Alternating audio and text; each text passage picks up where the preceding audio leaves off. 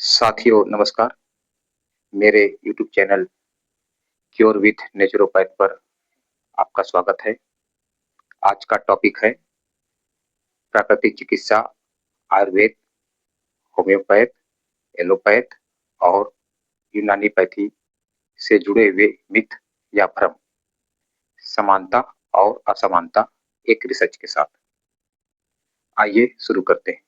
साथियों, समाज में भ्रम की स्थिति बनी हुई है कि प्राकृतिक चिकित्सा और आयुर्वेद दोनों एक ही चीज है या अलग-अलग चिकित्सा पद्धति है।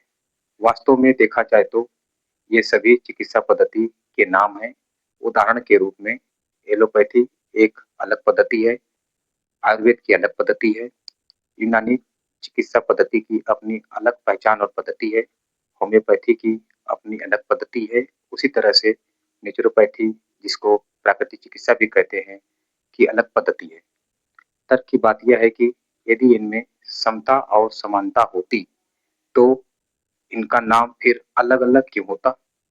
अचरज की बात यह है कि इन सभी पद्धतियों की खोज अलग-अलग देश में हुई है, लेकिन फिर भी पूरे विश्व में एक ही मूल नाम से प्रचलित है और वह भी इनका नामकरण उस देश की कल्चर और भाषा के अनुसार ही हुआ है। उदाहरण के तौर पर एलोपैथ की खोज पश्चिमी यूरोप में हुआ और उसका नाम एलोपैथ पूरे विश्व में एक ही है। इसी तरह से यूनानी चिकित्सा पद्धति की खोज यूनान में हुआ, फिर वहां से अरब गया, अरब से यूरोप गया और फिर भारत में आया। क्योंकि यूनानी यहाँ आते जाते रहे हैं तो भारत में भी आ गया, लेकिन पूरे विश्व में इसका नाम यूनानी चिकित्सा पद्धति ही है। इसी तरह से आयुर्वेद की खोज भारत में हुई और विश्व में आयुर्वेद चिकित्सा पद्धति का नाम आयुर्वेद ही है। और इसी तरह से आगे विचार करें तो आधुनिक नेचुरोपैथी का जन्मदाता जर्मनी है। डॉक्टर विंसेंट प्रेसेनजीत को आधुनिक नेचुरोपैथी का जन्मदाता कहते हैं, जो जर्मनी के अपने समय के प्रसिद्ध डॉक्टर थे और उस चिकित्सा पद्धति का नाम नेचुरोपैथ दिया गया। यदि हम गहराई से विचार करें तो पाएंगे कि इन सभी चिकित्सा पद्धतियों के मूल में, जड़ में प्रकृति ही है, अर्थात प्राकृतिक संसाधनों से प्राप्त पेड़ पौधे और जानवर। जानवर का नाम सुनकर आश्चर्य हो रहा होगा आपको, लेकिन घबराइए नहीं। पूरा वीडियो, पूरा आर्टिकल को ध्यान से देखिए, सुनिए, सच सामने आ जाएगा। आखिर जानवर भी तो प्रकृति का ही तो हिस्सा है। अब हम इन सभी चिकित्सा पद्धतियों पर बारी-बारी से बात करेंगे। सबसे पहले शुरुआत करते हैं एलोपैथ से।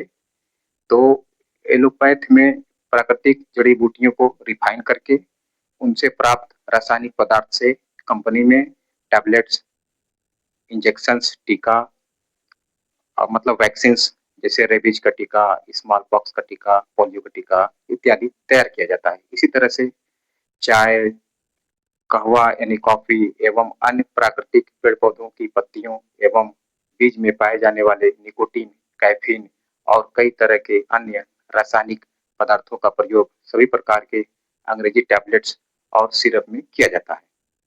जानवरों से प्राप्त पदार्थ का प्रयोग करके टैबलेट्स, सिरप और कई तरह के पिल्स, विटामिन की गोलियां तैयार किए जाते हैं।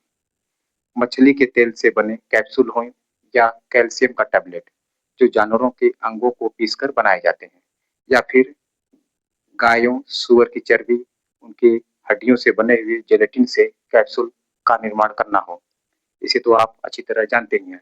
इन सभी टैबलेट्स में, टीका में यानी वैक्सीन में, इंजेक्शंस में, सिरप में, पाउडर में का मूल स्रोत या तो जानवर है या तो पेड़ पौधे हैं।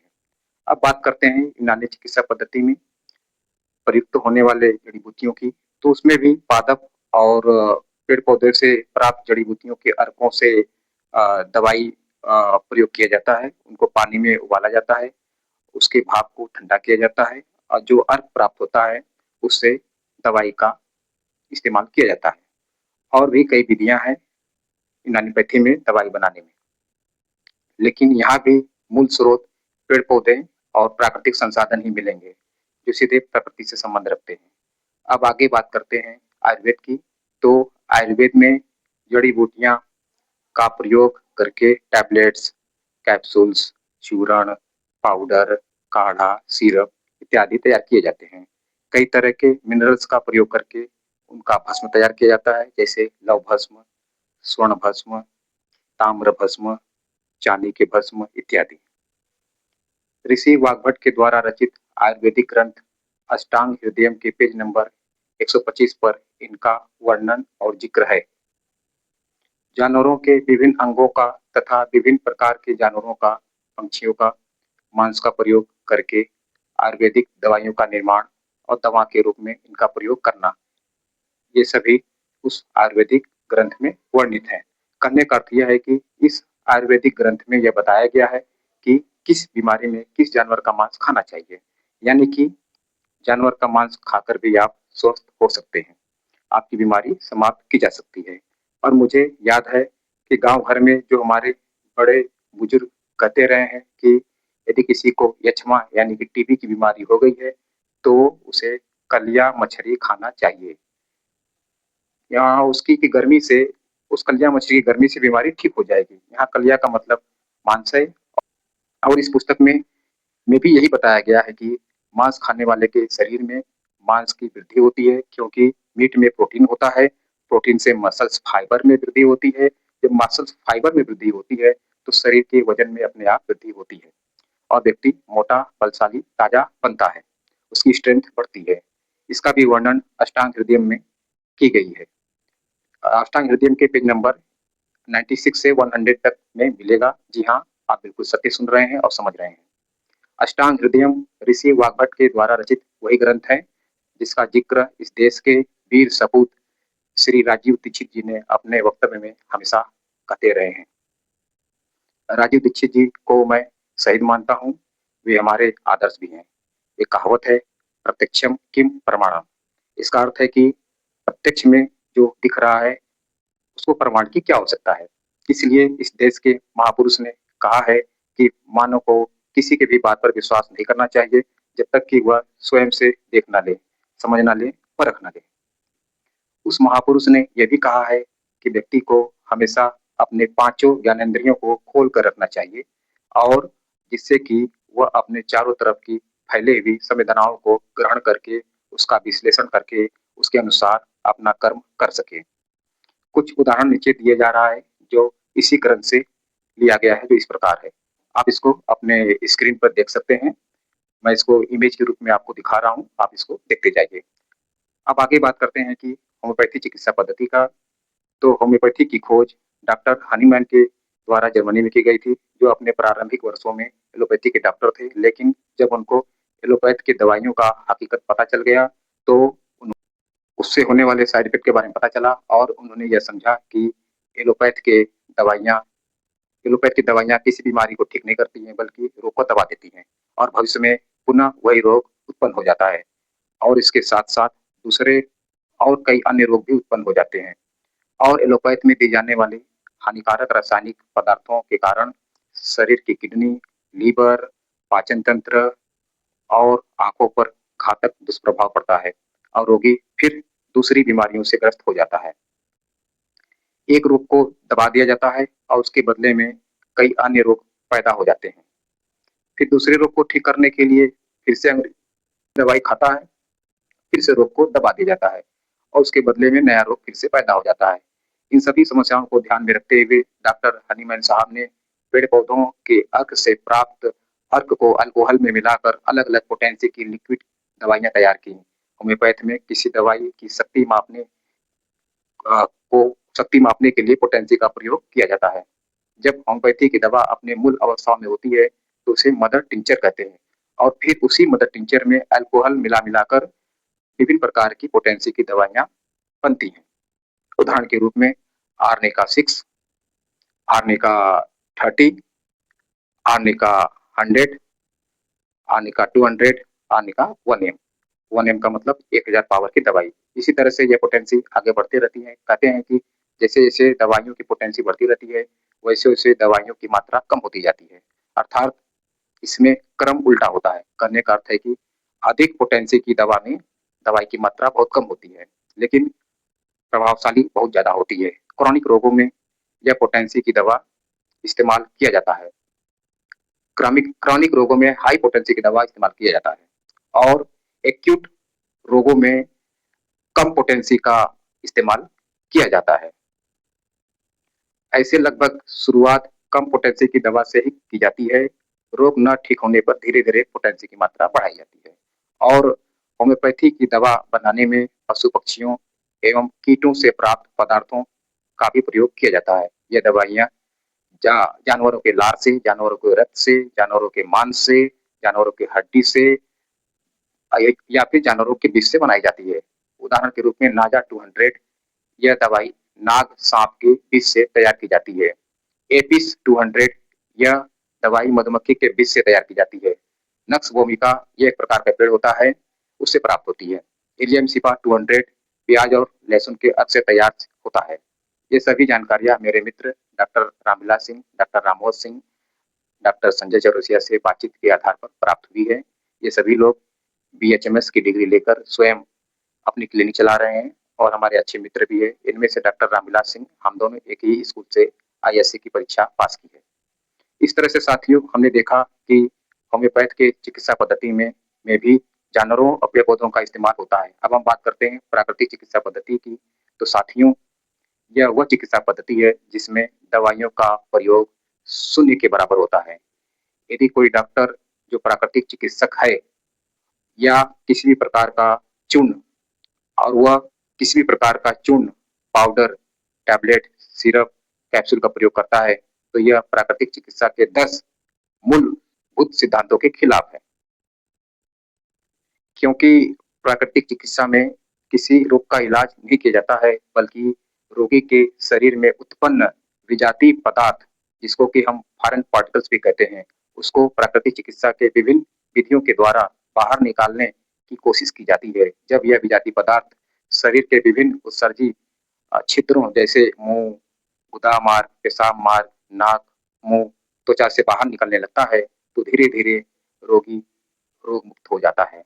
इसे ही डिटॉक्सिफिकेशन कहते हैं। प्राकृतिक चिकित्सा में डिटॉक्सिफिकेशन के लिए प्रमुख विधियाँ इस प्रकार हैं। उपवास यानी कि फास्टिंग, मिट्टी पट्टी यानी कि मड बाथ, सन बाथ यानी कि धूप स्नान, जल चिकित्सा यानी कि वाटर थेरेपी, मालिश यानी कि मसाज, फलों के जूस, एनिमा और स्टीम बाथ तथा कुछ हर्ब्स पेड़-पौधे जिसका प्रयोग मूल रूप में किया जाता है। जैसे ताज़ी अदरक का जूस पीना, ताज़ी हल्दी का जूस पीना, ताज़े आंवले का जूस पीना, सौंफ को पानी में भिगोकर उसका पानी पीना इत्यादि रोग के ठीक होते ही ये सभी बंद हो जाते हैं। बहुत लंबे समय तक नहीं चलते हैं। यानी कि इसमें प्राकृतिक चिकित्सा में इन पौधों का ज्यों का त्यों लिया जाता है।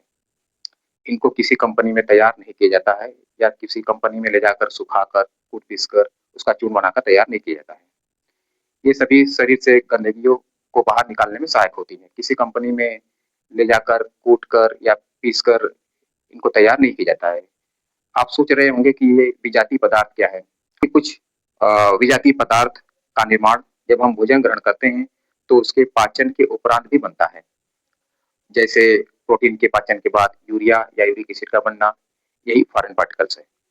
इसके अलावा भोजन के विघटन के उपरांत भी कई तरह की हानिकारक और रासायनिक पदार्थ बनते हैं। इन सबको ही मिला-जुलाकर विजातीय पदार्थ कहते हैं, जो जहरीला होता है, घातक होता है और शरीर में इंजरी होती रहती है, टूट-फूट होती रहती है, तो उसमें भी बहुत सारे रासायनिक पदार्थ भी बनते हैं शरीर के अंदर, जो टॉक्सिक होते हैं। एक प्राकृतिक चिकित्सक को रोगी के शरीर से इन सभी विजातीय पदार्थों को बाहर निकालने की कोशिश करनी चाहिए और कोशिश करता है और मरीज को प्राकृतिक चिकित्सक ठीक कर देता है। इसमें मरीज के हाथ-पाँव का या फिर मरीज के संपूर्ण शरीर का मालिश भी करता है प्राकृतिक चिकित्सक। उसे फलों का जूस भी पिलाता है, उसके भोजन में बदलाव भी करता है और इस तरह से वह मरीज को ठीक कर देता है। तो आप ही बताइए, इसमें कहीं दवाई का प्रयोग हुआ है, कहीं नहीं हुआ है।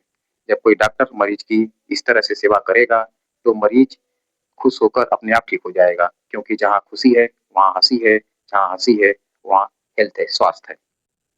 कौन मरीज नहीं चाहेगा कि उसके हाथ-पाँव की मालिश हो, उसके सिर की मालिश हो, उसके जीवन शैली में बदलाव हो, बस ज़रूरत है तो किसी प्राकृतिक चिकित्सालय में 10 दिनों के लिए मरीज को छोड़ देना, बाकी काम प्राकृतिक चिकित्सक कर लेंगे।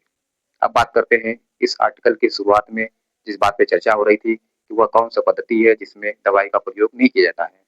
तो अभी तक पूरे ब्रह्मांड में केवल प्राकृतिक चिकित्सा ही ऐसी पद्धति है जिसमें दवाई का प्रयोग नगण्य है, शून्य है। और यही मूल अंतर है आयुर्वेद और नेचुरोपैथी में।